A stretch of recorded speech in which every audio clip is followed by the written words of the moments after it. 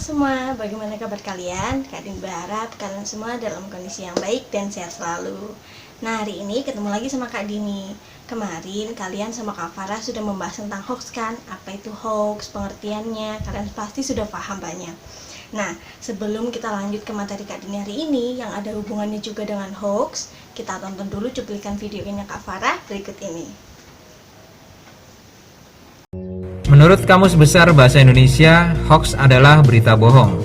Dalam Oxford English Dictionary, hoax didefinisikan sebagai malicious deception atau kebohongan yang dibuat dengan tujuan jahat.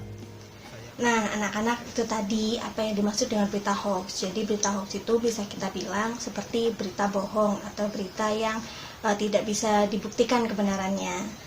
Nah, di sini Kak Dini akan mengajak kalian untuk membahas apa saja yang boleh dilakukan dan tidak boleh dilakukan kalau kalian menerima informasi hoax. Yang pertama, kita bahas dulu tentang apa yang boleh dilakukan.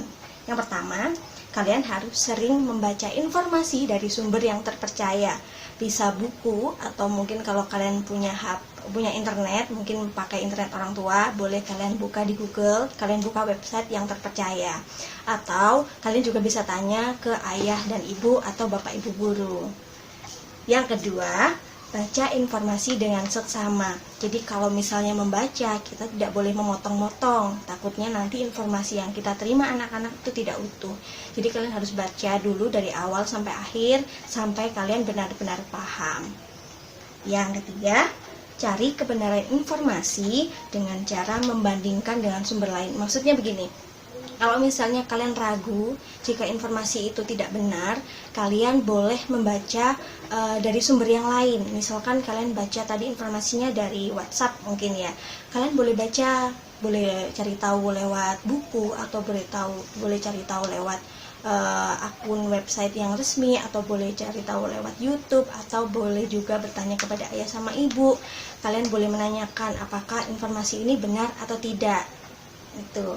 Yang terakhir yang harus dilakukan yaitu sikapi dengan baik orang yang mengirimi kalian informasi hoax. Jadi kalau misalnya kalian tahu berita itu ternyata tidak benar, nah kalian yang harus kalian lakukan kepada orang yang mengirimi kalian tadi adalah kalian harus mengingatkan dengan cara yang baik.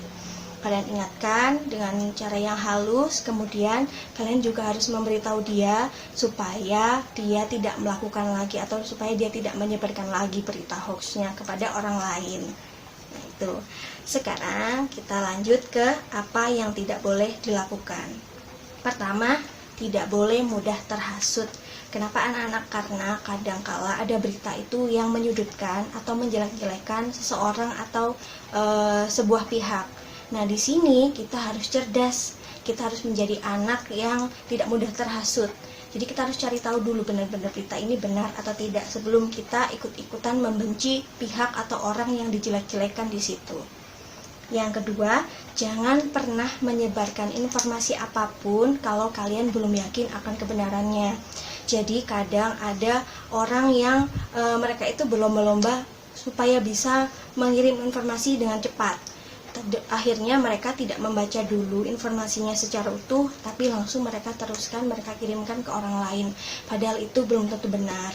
Nah, jadi di sini Kak Didi minta kepada kalian, kalau kalian sudah ingin menyebarkan sebuah informasi, kalian harus benar-benar yakin kalian pahami informasi itu, dan kalian harus benar-benar yakin kalau itu bukan berita hoax.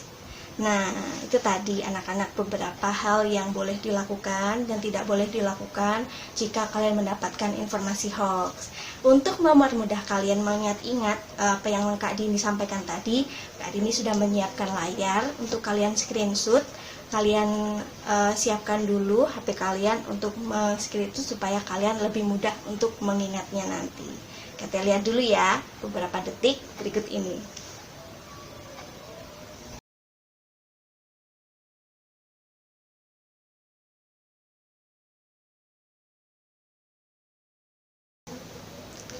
Oke anak-anak, jika kalian sudah selesai screenshot layarnya, jangan lupa kalian simpan supaya kalian terus mengingat-ingat apa yang Kak Dini sampaikan hari ini. Itu saja mungkin yang bisa Kak Dini sampaikan. Terima kasih kalian sudah menyaksikan video-video dari Wijabah. Jangan lupa untuk terus menyaksikan lagi minggu depan. Terima kasih dan sampai jumpa.